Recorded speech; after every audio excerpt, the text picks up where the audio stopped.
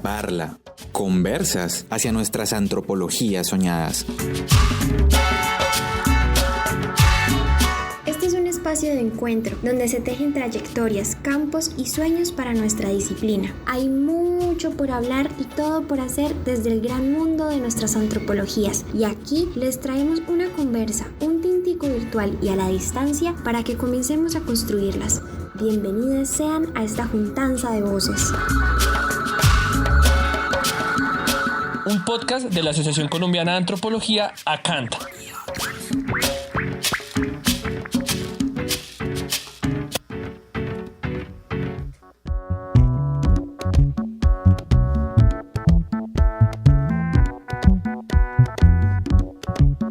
Este es un episodio sobre investigar el género y las comunidades diversas, de la mano de la trayectoria de Obi, un colega antropólogo que tiene mucho por contar. Es un viajecito por cómo fue entrar en las comunidades y expresiones audiovisuales de hombres trans entre Bogotá y Medellín, y las líneas entre investigar y hacer activismo. Pare oreja, porque este podcast vuelve ahora de la mano del Observatorio Laboral de la Asociación Colombiana de Antropología.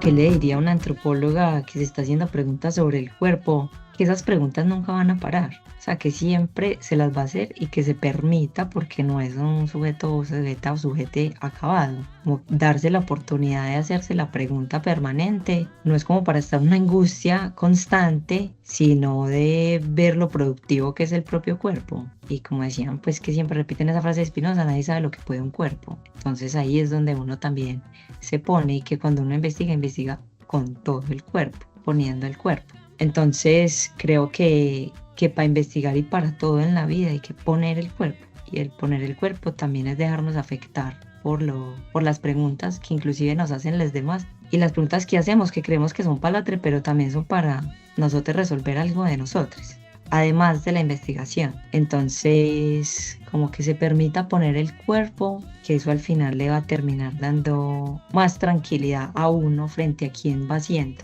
en el camino. Creo que eso le digo.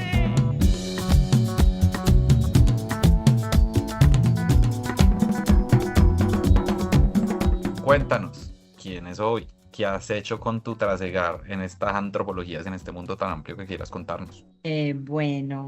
Hola a todas, todes y todos, soy Obi. Ese ha sido como el nombre identitario que empecé a adaptar hace, pues como nombre identitario, no sé si por ahí hace 5, 8 años, aunque ya desde los 15 años, 14 me decían Obi, por una abreviación del apellido, pero luego vi que era como no binario porque la gente no lo asociaba con lo femenino y lo masculino, entonces me gustó. Mi nombre jurídico es Laura Oviedo Castrillón. Hice una tecnología en producción de televisión y ahí terminé queriendo seguir los pasos de Marta Rodríguez, pero en realidad no lo hice. Terminé en la antropología y bueno, y siempre digo que la antropología, así sea de parche, se debería estudiar. O sea, como por ir a parchar, estudiar la antropología. Y llegué pues a la Universidad de Antioquia, donde pues por fortuna encontré como un lugar donde tenía una inquietud frente a aprender a investigar. Y había preguntas alrededor del cuerpo, el género y la imagen. Siempre tuve esas preguntas y lo sostuve. Pues ya en la tesis la tesis de maestría fue donde dije, bueno, aquí vuelve y conversa el análisis audiovisual y los cruces entre género, sexualidad y cuerpos. Entonces, mi trasegar en la antropología pues siempre fue como muy liminal.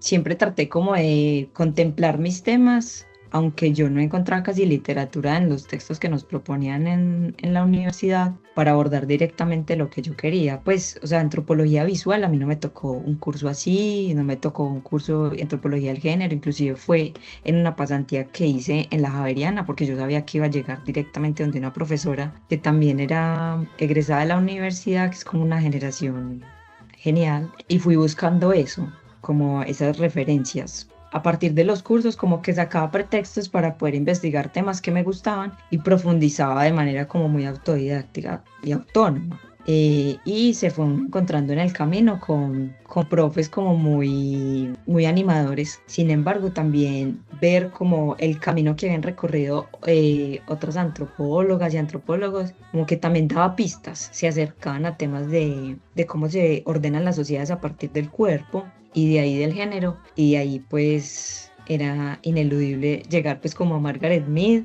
y de ahí como a otras antropologías que se acercaban a comprender cómo se generaban desigualdades sociales a partir del género y cómo se generan diferentes relaciones entre los cuerpos. Entonces, bueno, ahí como que fueron esas aproximaciones y yo al final me terminé, yo amo la antropología, pero en la maestría pues claro, más jugado aún, porque fue una maestría en estudios socioespaciales, entonces también era como un mix de geografía, como género, geografías feministas, ahí cómo conversaban, y al final yo tratando de pensar estudios trans y reflexionar de qué se estaba haciendo desde las geografías trans, que eso también terminó siendo pues como muy autodidacta. Entonces las carreras y la antropología fue como un trampolín para acercarme a otras disciplinas, a otras áreas, a otros académicos y académicas y académicas que me fueron ayudando como a ir entendiendo qué era lo que yo quería hacer, porque pues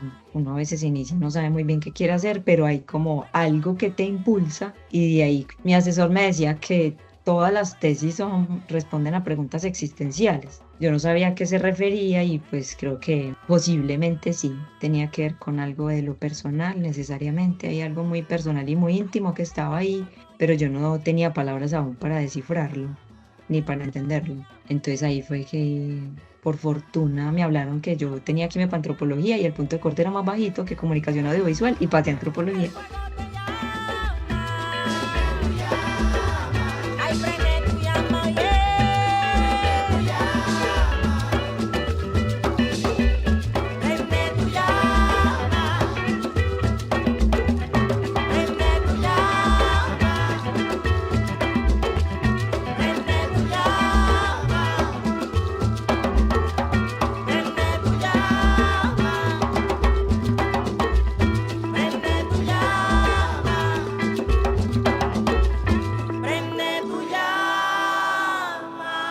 Sí, normalmente la antropología termina siendo una amalgama o un palimpsesto de un montón de caminos y un montón de disciplinas que terminan llevándolo a uno a todo pues a lo que uno termina trabajando. Yo te iba, pues no sé, me llama mucho la atención como todo tu trasegar por la filosofía de la comunicación. ¿Cómo fue ese proceso de como digerir toda esa bibliografía que has leído e ir encontrando como tu propia voz o tu propia manera para ir trasegando y hablando un poco de tu experiencia propia?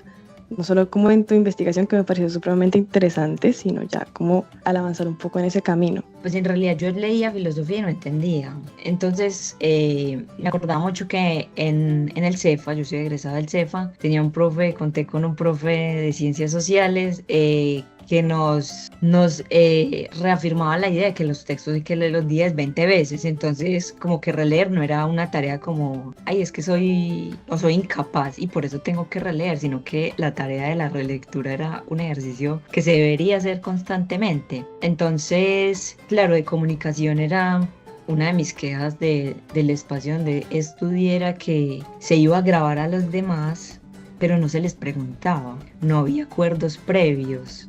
Y yo sentía que eso era muy invasivo y que era muy similar a la reflexión de lo que hacen productores o gente que quiere hacer cine y la antropología, de cómo te acercas al otro, y algunos dicen cómo extraes datos, pero en realidad siempre se están produciendo datos en ese intercambio, y eso me parecía súper violento porque aparte como que no había una pregunta muy clara y no había una ruta como para acercarse a las demás personas o a los temas. Inclusive el documental que hice era del agua, porque yo dije, yo no quiero hablar con las personas o no sé qué hacer, y decidí hacer un documental sobre el agua. Luego vi que un antropólogo, no recuerdo su nombre, hizo un trabajo hermosísimo sobre el agua y los sedimentos y sobre las materialidades, y yo dije, pues no está tan loco yo pensando en el agua, cuando desde la antropología se puede preguntar por las rutas y qué implica el agua y su movimiento en configuraciones socioespaciales. Entonces yo dije, bueno, faltaba era como tener otro campo de perspectiva también para pensar las materialidades y otros agenciamientos no humanos. Cuando yo de manera autónoma, pues me gustaba, de Paulo Coelho salté a Nietzsche, no entendía nada obviamente, pero empecé de manera como en el bachillerato a leer. Yo no sé si eso como que me dio como un impulsito, como que no me dio tanto susto. Sin embargo, no quiere decir que yo entendiera. Pero a medida que volví a releer, como que entendía cositas. Y luego, leyendo otras cosas, pues como que empezaba a juntar. Yo conté en la maestría, por ejemplo, con una pasantía. Entonces yo era el que podía leer todo el día. No tenía que ir a trabajar. Entonces, creo que contar con tiempo, un espacio adecuado, eso siempre promuevo eso, aunque la gente dice que uno es muy conchudo porque es becado, pero yo digo que trabajar y estudiar es como de las peores cosas que puede pasar porque eso afecta la producción del conocimiento, porque aprender y conocer necesita la paciencia del pan. Como decía nuestro profesor Ramiro Delgado, es como necesitamos que reposen las ideas y se vayan cimentando y alimentando, y para eso se necesita la pausa. Entonces creo que en ese cruce de la filosofía con el audiovisual me fui juntando también, como que encontré, me acuerdo en ese momento, un texto de la antropología de la imagen y cómo empieza a conversar la producción de imágenes de diferentes culturas, hablar de las propias culturas. Y en un principio me pregunté como la representación de lo femenino en el cine colombiano. Esa fue como la primera pinito que hice en antropología, y ahí empecé dije quiero seguir reflexionando sobre la imagen, no quiero perderme de ahí, no tenía muchas herramientas conceptuales y ya luego me terminé metiendo fue al género del todo y terminé soltando un poco la imagen. Pero creo que es un campo súper prolífico porque todo el tiempo estamos produciendo imágenes. Entonces, inclusive producimos imágenes ya en inteligencia artificial de nosotros mismos y de lo que se supone que son nuestros gustos y la lectura de la IA. O sea, ya yo digo, no, eso es wow. Y que también lo que pasó para reflexionar sobre los cruces de imagen, antropologías y filosofía, tocó buscar en Estados Unidos. Pues porque aquí se estaban preguntando otras cosas que surgen de las necesidades del propio país.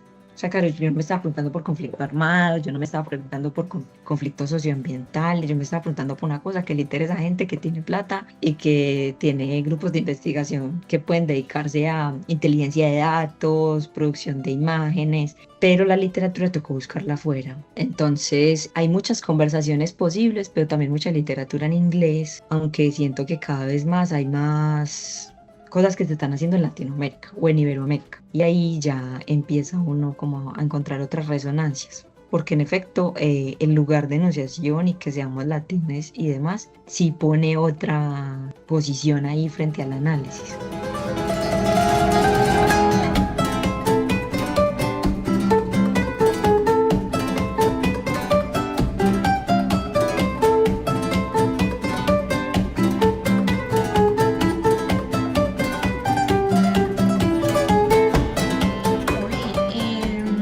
Llama algo mucho la atención y es cómo logras resolver esa tensión que nombras, bueno, que dices como yo no me paro desde mujer, no me paro tampoco desde hombre trans, pero investigo el género. O sea, no sé si eso te trajo inconvenientes a la hora de investigar o preguntar a esos otros, y si también tuviste en algún momento alguna tensión o alguna problemática también desde el activismo, pues desde el activismo que haces, porque es como que también se nos hace muy necesario nombrarnos,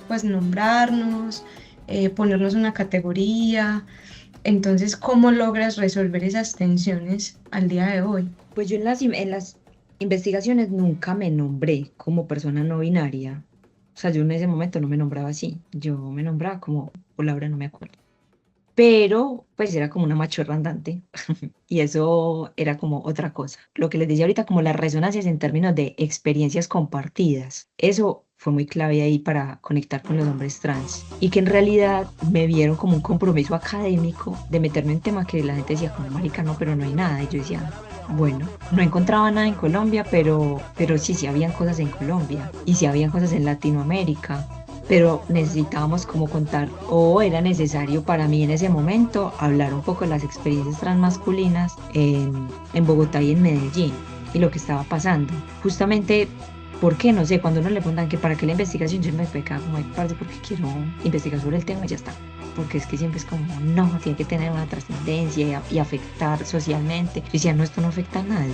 Y luego te das cuenta que luego ellos empiezan a leer esos textos y a conversar de otra manera. Y eso te da un insumo justamente para el activismo. Pero las reflexiones que surgían a partir del ejercicio investigativo terminaron siendo como un asunto clave para aportar en el activismo cuando se configuró la Red Popular Trans. Entonces a mí ya me invitan no solo como académico, sino como parte de la población trans. Inclusive cuando me invitaron a la primera asamblea departamental, así les llaman porque son así, Antioquia somos así ambiciosos. La primera asamblea departamental de Antioquia de la población trans travesti, como en el 2018, 2019, me invitaron y yo, no, pues qué honor, pero hacía parte de los grupos de discusión. Y cuando tú te pones a conversar con ellas, te das cuenta que ya has construido una información, unas comprensiones que les ayudan a ellos también como a verbalizar sus necesidades y sus problemáticas. Entonces ahí se vuelve uno como un actor clave, no solo que extrae, sino que en efecto ese conocimiento que se ha producido les sirve a ellos para generar incidencia en políticas públicas o en acciones territoriales. Entonces ahí empieza como a conversar. Yo no me posicioné, pero me sentían parte de, porque yo siempre estaba ahí, o sea, si eran parches, yo, parches de ir a tomar tinto, yo no tomo tinto, pero parches de ir a sentarnos a una banca, a hablar. Decía, ese es tiempo que es súper valioso.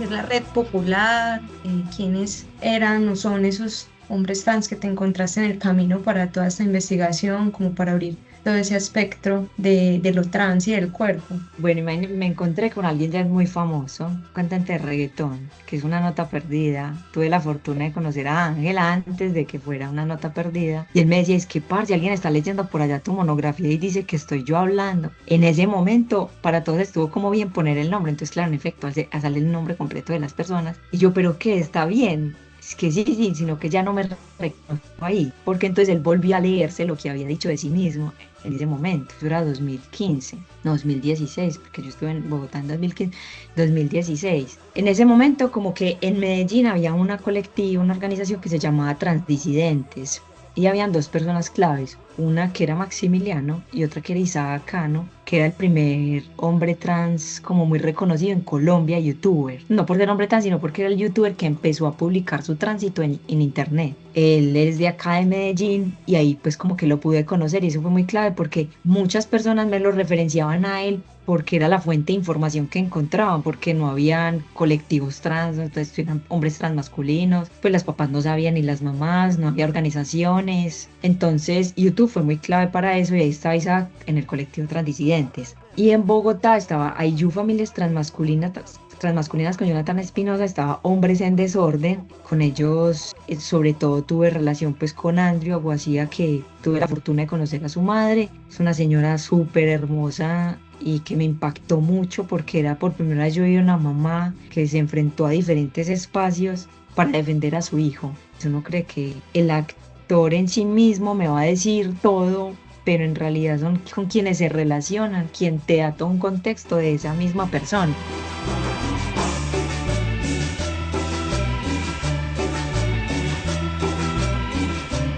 En cada localidad habían muchas organizaciones, cosa que no pasaba en Medellín. En Medellín estaba Transdisidentes y habían unos hombres trans que se movían. Pero luego, a la par de Transdisidentes, nace la Red Popular, que es una organización trans que justamente quería ser popular, pues sigue siendo popular en realidad, de hombres y mujeres trans. Y empezó a ser liderada por hombres trans. Y se fueron articulando también personas pues, que ya son muy famosas, Ana Lula Feral. Cuando nos centramos después de la asamblea, éramos como Ana Lula Feral, Lina Quevedo y otras personas que me invitaron justamente porque queríamos crear un aplicativo de seguridad para las personas trans. Entonces ahí ya como que estábamos sumando esfuerzos, justamente pensando en términos de la seguridad y las violencias que estaban viviendo las personas trans en la ciudad. Entonces eso era un aporte como personas que estuviéramos inmiscuidas y que pudiéramos aportar a eso, que era complejo, que no logramos sacar adelante, aunque se hicieron muchos esfuerzos también institucionales, pero bueno, también necesitamos financiación y demás. Y la nueva generación son gente mucho más joven, súper joven, hombres trans, mujeres trans, travestis, no binarias, muchas formas identitarias y están trabajando mucho desde el arte. la última campaña ha sido muy clave porque están trabajando fuertemente en redes sociales, como siempre hemos sido, y eso están en una producción y una conexión impresionante desde el arte y están incidiendo también mucho, o sea, siguen marcando parada en Medellín y eso es súper clave, pues ya uno no les, ya uno llega y es como, ay, ¿qué es este montón de gente? ¿De dónde salió?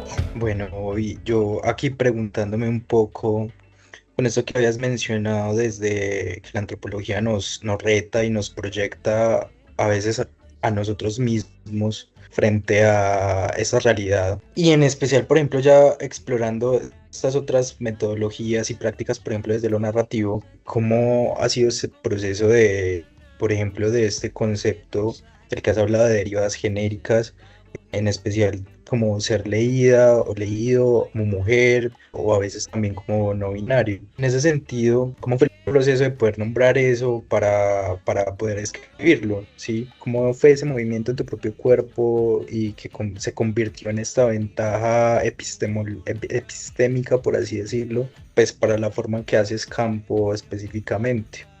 Sí, cada vez que vemos a una persona, en 3 segundos usted ya la está generizando, usted ya la está ubicando en un espectro del género y eso condiciona el relacionamiento. Y desde los activismos trans siento que ya es más fuerte, o la red popular lo empezó a posicionar como después de que yo hice el trabajo con algunas de ellas, inclusive en ese momento pues no estaba como la red popular trans, estaba era otro colectivo más grande que era transdisidentes.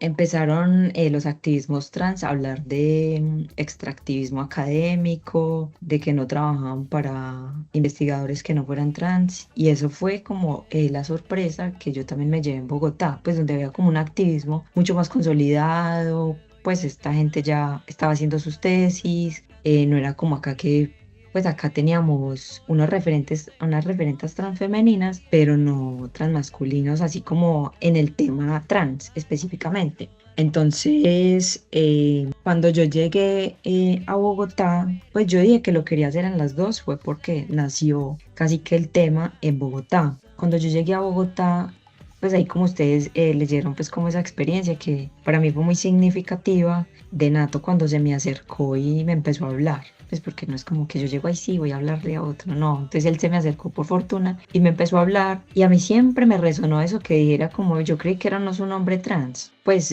yo no estoy hormonizado ni operado, nada, pero bueno, aparte en Bogotá uno siempre tiene que estar abrigado con cosas anchas, o sea, es como que todo el mundo es como muy parecido en algunas cosas, o sea, como el género a veces se borra un poco en la expresión de género porque pues hay que estar como muy abrigada, pero a diferencia de Medellín, donde el calor a veces también implica que se noten ciertos contornos, ciertas partes del cuerpo, y el tono de voz, aunque a veces a mí no me parece tan agudo, sigue siendo un marcador social. Entonces, la pregunta por uno quién es siempre fue muy insistente por parte de los hombres trans. Primero porque era muy raro que alguien preguntara por las experiencias transmasculinas. Inclusive ellos mismos lo decían, pues es que no hay literatura de hombres trans, ¿usted por qué va a hacer una pregunta por hombres trans? En ese momento, ya luego fue el tema del extractivismo, ¿no? Ya todo el mundo quiere hacer tesis de personas trans. A mí me tocó como ese espacio eliminar aquí en Medellín, en esa emergencia de como o más presencia de preguntas alrededor de las experiencias trans.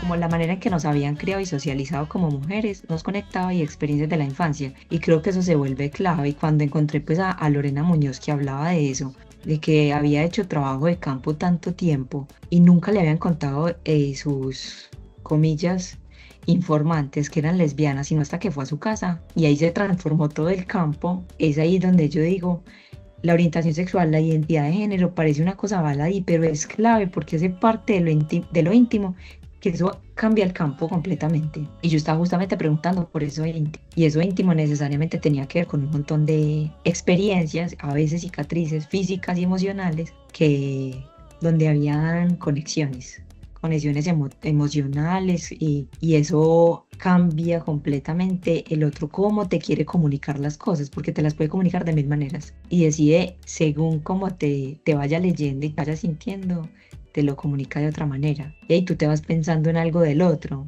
pero en realidad el otro es un universo que se está construyendo justo ahí en esa relación. Entonces creo que esas derivas genéricas se vuelven ventajas epistémicas, pero además el trabajo activista es fundamental. Y eso lo han señalado como muchos antropólogos cuando lo ven a uno cargando ladrillo. Ahí la cosa cambia. O sea, como que ahí te ven involucrada en el trabajo que están haciéndoles otras. Y ahí como que es que no estás aquí solo para ver, escuchar y sacar, sino que estás aquí porque en efecto querés aportarnos algo. Y ese aportarnos algo no es solo socializar los resultados, es que la vida se hace todo el tiempo. Y en ese hacerse todo el tiempo, ahí también está uno como investigador, pero también como ciudadano, como compa, como parcere, como amor, como de todo.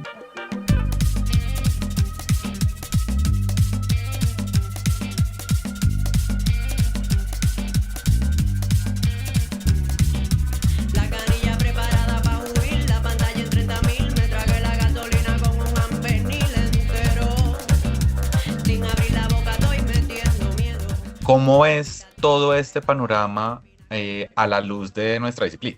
A la luz de esa cosa fantasmal que llamamos como antropología. Eso tiene como puntos de relación, conversa, o definitivamente estos estudios que están apareciendo en Latinoamérica, en Colombia, como tú lo has nombrado, pues son mucho más de nicho y no conversan, digamos, como con los 8.000 colegas que somos en este momento. Yo siempre he dicho que la antropología sirve para todo. Y en esa medida siento que da como una base, primero, desde si decimos que uno de sus métodos es la etnografía, ya hay como mucha producción académica frente a cómo sería una etnografía queer. Y de ahí entrar a unas reflexiones de cuestionar la neutralidad, supuestamente, la objetividad de la investigación, que eso también lo han hecho desde los feminismos, pero que desde los estudios trans están reclamando también como la propia autoría, de que implica investigar sobre la propia experiencia o sobre experiencias muy pares y muy cercanas en términos de identidad de género y de expresión de género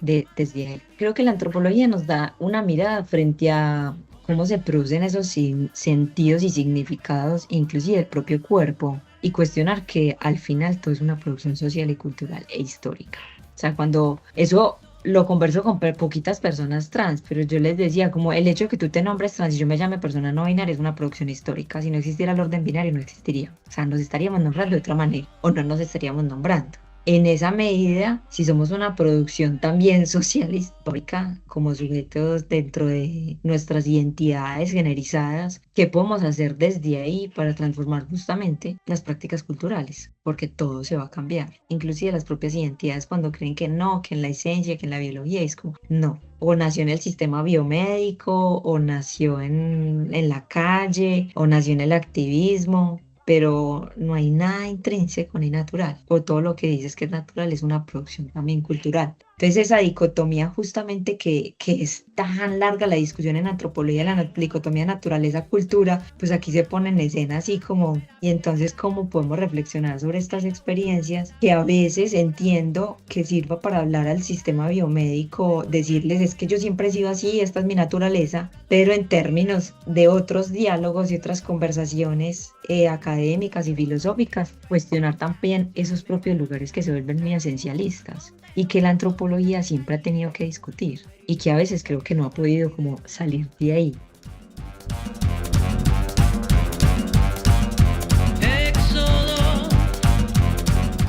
Entonces, volviendo a quien fue algún profesor de pronto de alguna de nosotros, Eduardo Restrepo, cuando nos explicaba que las identidades son relacionales e históricas, y en esa medida la antropología tendría mucho que decir. Ahora bien, necesariamente tendrá que conversar con los estudios trans, con la propia producción de los estudios trans, porque los marcos para entender los sistemas de opresión, la antropología no los ha planteado. Los han planteado justamente las personas que nos hemos salido de la norma. Y las prácticas cisexistas y heteronormativas nos tendrá que poner en conversación con estudios de género, estudios trans y con otras disciplinas y otros académicos.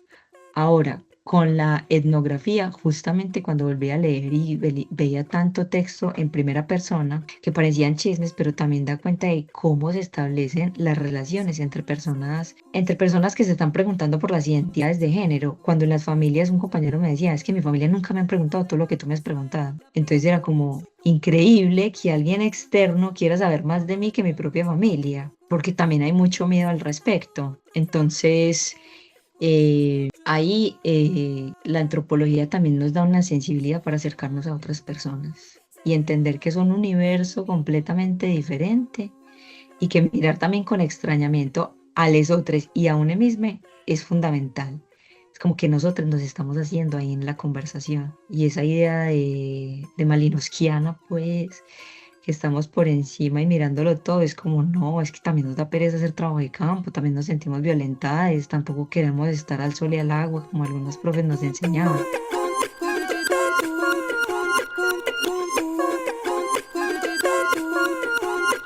Maldigo la solitaria figura de la bandera, maldigo cualquier emblema, la Venus y la Araucaria. Entonces creo que la antropología nos da una sensibilidad, nos abrió un campo para pensar otros órdenes de género y que el género es un orden social en Occidente, no en todas las sociedades, ni de Occidente ni occidentalizadas, y que también nos da herramientas para acercarnos de otra manera, para construir nuestras propias metodologías. Y ahí pues las etnografías queer o etnografías que se están yendo por otros lados podrían darnos más luces frente a cómo investigar, inclusive cómo investigarnos a nosotros mismos y desde dónde estamos hablando, que eso parece como una cosa súper baladí, pero cuando uno tiene la oportunidad de acompañar otras tesis, la gente no logra ubicar cuál es su lugar de enunciación fácilmente. Y es como que hay un impedimento, como que hay una cosa, una coraza que le impide sacar la cabeza, porque yo nunca me puedo poner en el texto, yo nunca puedo nombrar desde dónde estoy hablando, porque soy un agente exógeno a la investigación. Y las antropologías también se han preguntado eso, es como desde dónde nos paramos. Los valles y los muchas veces estas angustias y estos miedos en torno a lo laboral, en torno a la incertidumbre, se abordan de manera muy, muy solitaria o individual de no, yo intenté resolverlo por este lado, yo intenté arreglarlo por acá y lo pensé así. Entonces también me lleva como una pregunta desde tu punto de vista de cómo crees que uno podría hacer esto de manera como colectiva, como acompañarnos en este proceso, como gremio, tal vez como organizarnos para cuidarnos un poquito entre todos en este proceso y tomarlo un poquito más suave. Gran pregunta, porque siento que algo que no me benefició mucho a mí fue que no era como el más amiguero. Entonces eso, pues porque yo salía de clase a entrenar y eso me pagaba el semestre de la carrera. Entonces, como que además hay que ser, o sea, hay que hacer amigos. Cuando yo di el curso de antropología del cuerpo les dije, vea, esta gente que saca la que le ayuda a conseguir trabajo, háganse en amigos. Porque si no, grave. Y hagamos cosas metodológicas porque eso es lo que vamos a salir a hacer. Y les puse a hacer cosas desde la creatividad para que se movieran. Y era como, claro, esto era muy diferente. Y yo como, claro, la teoría es muy importante, vamos a leer mucho. Pero necesitamos saber hacer. Y hacer amistad. Y hacer redes. Porque eso es lo que nos va a salvar. Yo creo que una de las estrategias de la universidad ha sido como, bueno, un chat de egresados e invitar a espacios de, pues, compartir ofertas laborales. Sin embargo, las ofertas laborales siguen siendo como de lo mismo, minería, arqueología. Entonces es como, yo creo que la universidad tampoco tiene claro nosotros dónde podemos trabajar. Ahí hicieron una encuesta también como, bueno, ¿qué estamos haciendo? ¿Dónde estamos? Pero no sé, qué gran pregunta, porque creo que la universidad necesariamente tiene que tener más conexión con la empresa, con las empresas privadas y con las entidades públicas, de qué están haciendo y qué podemos aportar, porque creo que nos seguimos, como que es muy importante la teoría, me parece súper valioso, me encanta, pero el saber hacer, de pronto se lo tienen hasta más claro en antropología física cuando es forense que les demás, pero en social me parece que es mucho más enredado. Yo no sé si hacer asociaciones de personas egresadas o qué, pero siento que también se necesita mucha voluntad de las universidades. Necesitamos que conversen con las empresas, o sea, que nosotros no podemos salir como en la nebulosa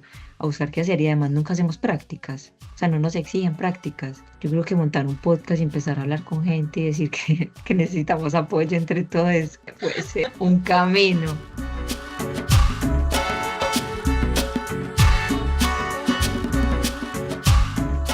No, pues agradecerles a ustedes por interesarse por las personas que somos antropólogas, antropólogues y antropólogos, porque en realidad sí estamos, yo sí he sentido como ciertas soledades en esto, pero que qué lindo que haya gente que siga creyendo en esto, en la antropología, que quiera estudiar antropología. Creo que decidir a estudiar antropología eso es porque usted tiene otra cosa en la cabeza, en el ser, y qué bueno que nos podamos escuchar y aprender entre todos, porque creo que hay gente súper tesa, está haciendo cosas maravillosas y no nos conocemos.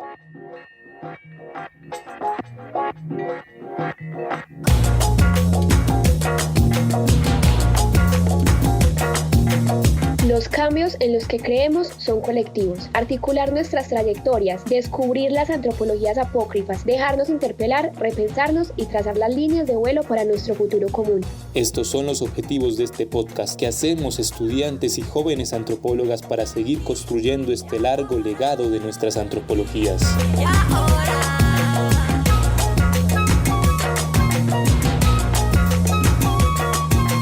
Este fue un podcast realizado para la Asociación Colombiana de Antropología, ACANT. Es un espacio abierto para la experimentación al que les invitamos a todas las personas que estén relacionadas con este gremio, asociadas o no, a conversar sobre sus trayectorias y sobre nuestros caminos posibles.